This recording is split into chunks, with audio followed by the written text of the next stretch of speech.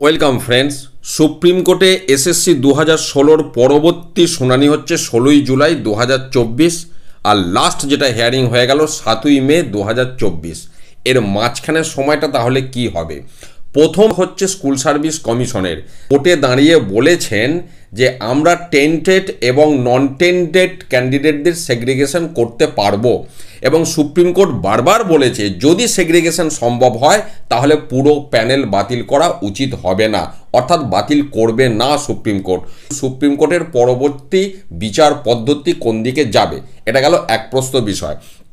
দ্বিতীয় যে বিষয়টা, সুপ্রিম কোর্ট 30 নম্বর পয়েন্টে পরিষ্কার বলেছে এই মামলার আমরা দ্রুত নিষ্পত্তি চাই, পরিষ্কার বলেছে, এবং যে কারণে আমরা দেখলাম 7 তারিখ সারা দিন শুনানি হয়েছে। 31 নম্বর পয়েন্টে বলা হচ্ছে নোটিশ ইস্যু করতে হবে। 32 নম্বর পয়েন্টে যেটা বলা হচ্ছে, যেটা এই সময়ের কাজ, সেটা হচ্ছে কি নোটিশ না, notice to the private party, অর্থাৎ যারা পার্টি আছে এই মামলায় সমস্ত পার্টির উদ্দেশ্যে নোটিশ পাবলিশ করতে হবে। কোথায়?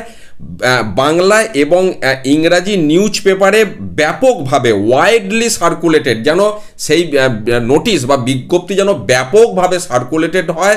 ইংরাজি এবং বাংলা সংবাদপত্রে সেই বিজ্ঞপ্তি দিতে হবে।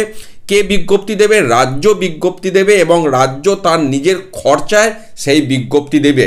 বিজ্ঞপ্তি দিয়ে টোটাল বিষয়টা সমস্ত পার্টিকে বা এর সাথে যারা যুক্ত তাদেরকে জানাতে হবে, যাতে ভবিষ্যতে কেউ এই কথা বলার সুযোগ না পায়।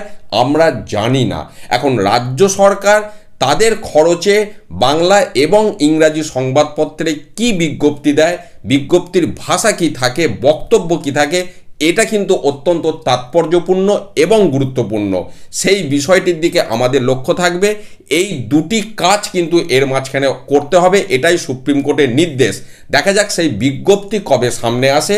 বিজ্ঞপ্তি সামনে এলে কিন্তু বেশ কিছু বিষয় খোলসা হবে।